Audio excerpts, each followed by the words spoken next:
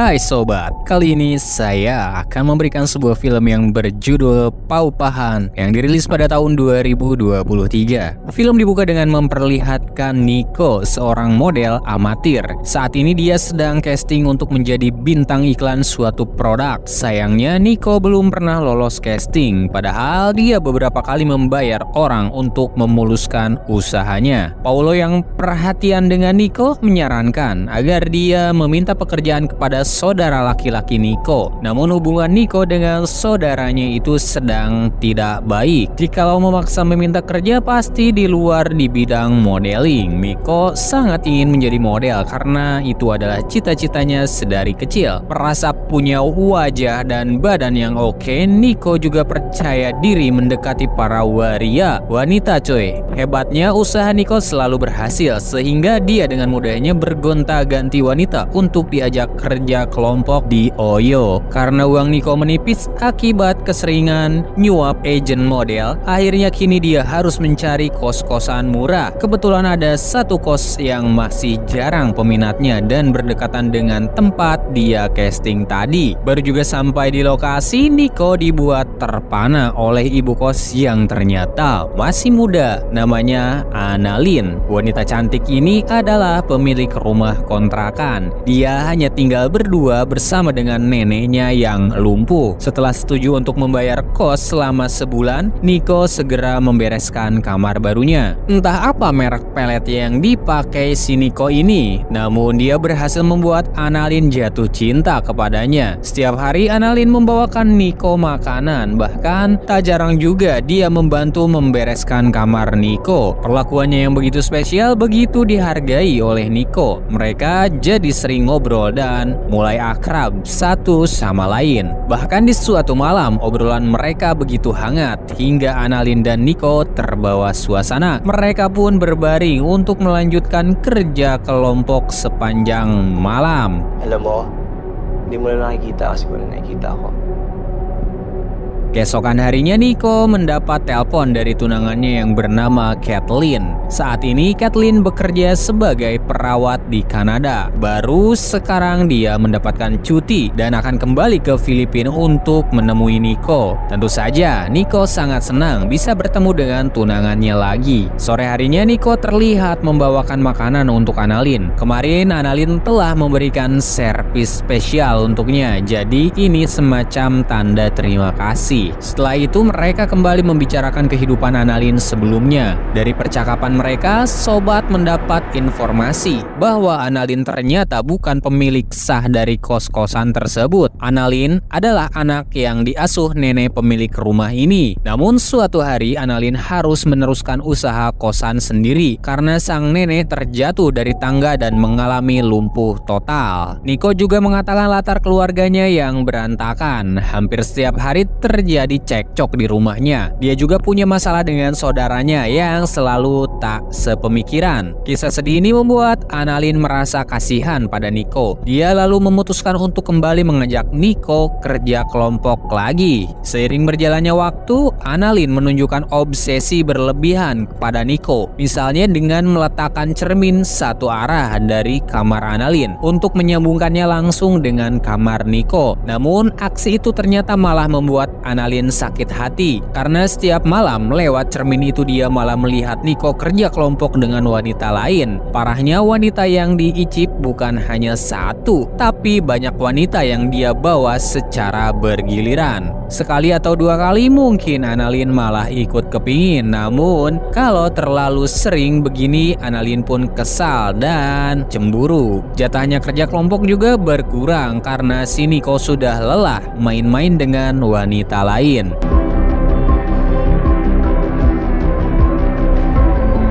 Annalyn lalu mendatangi Nico untuk menanyakan para wanita yang selalu dibawanya. Nico gelagapan dan mencoba berbohong dengan berbagai alasan. Tapi tentu saja Annalyn tidak tertipu karena dia sudah mengetahui kebenaran melalui cermin yang dia pasang. Sore hari datang, Nico kembali membawa wanita ke kosan. Karena sudah kesal parah, Annalyn berniat melakukan sesuatu. Diam-diam dia menunggu wanita itu keluar dari kamar mandi. Dan ketika keluar, Annalyn Kathleen memukulnya dengan botol hingga wanita itu pingsan. Keesokan harinya, Annalyn dikejutkan dengan kedatangan tunangan Nico, yaitu Kathleen. Dia sangat ingin mengusir wanita itu, namun Kathleen terlihat sangat baik. Jadi tak ada alasan untuk Annalyn tak menerima kedatangan Kathleen. Setelah diizinkan masuk, Annalyn langsung pergi ke kamar Nico. Tanpa basa-basi, Kathleen langsung mengajak Nico bekerja kelompok sampai pagi.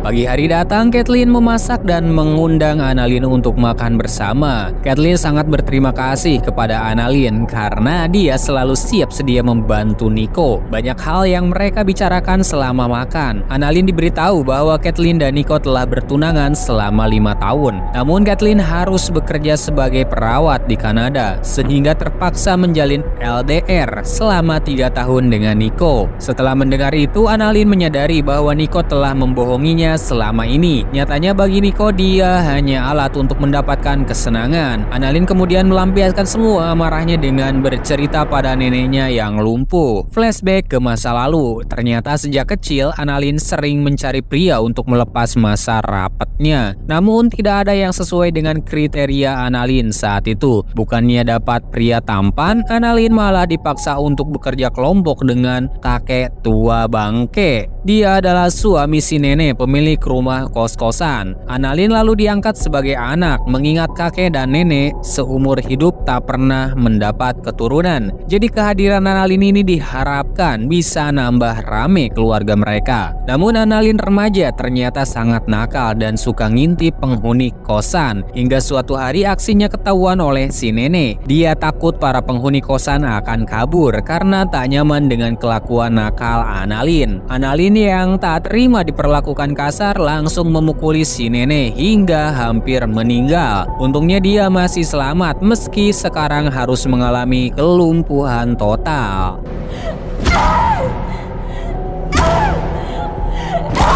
Kembali ke masa kini, karena keseringan melihat Nico dan Kathleen kerja kelompok, Annalyn marah dan merencanakan sesuatu. Sementara itu, Kathleen sendiri sudah menaruh curiga dengan cermin besar yang ada di kamar Nico. Karena takut masalah cermin itu terungkap, Annalyn segera menjalankan rencana. Keesokan harinya dia meminta Kathleen untuk memeriksa neneknya yang tak mau makan. Tanpa pikir panjang, Kathleen mengiyakan dan langsung memeriksa kondisi si nenek. Namun ketika sampai, Kathleen terkejut melihat darah yang membanjiri tubuh si nenek. Tak lama kemudian Kathleen tiba-tiba dipukul dari belakang sampai pingsan. Setelah itu Annalyn dengan cepat membersihkan area tersebut dan mengamankan tubuh Kathleen. Di sisi lain terlihat Nico yang baru saja datang. Annalyn lalu mengajak Nico untuk minum jus di dapur. Nico mengabaikannya dan memilih untuk mencari Kathleen. Saat dia mencoba menelpon Kathleen, Annalyn memukul Nico dengan keras hingga pingsan. Sambil tertawa, Annalyn menyeret tubuh Nico ke ruang bawah tanah. Annalyn kemudian berdandan memakai gaun pengantin. Dia kemudian pergi ke ruang bawah tanah untuk menemui Nico dan Annalyn. Di sini dia meracau tentang berbagai hal, termasuk perasaan cintanya kepada Nico. Namun karena Nico mengabaikan dirinya dan malah memilih Kathleen, akhirnya Nico pun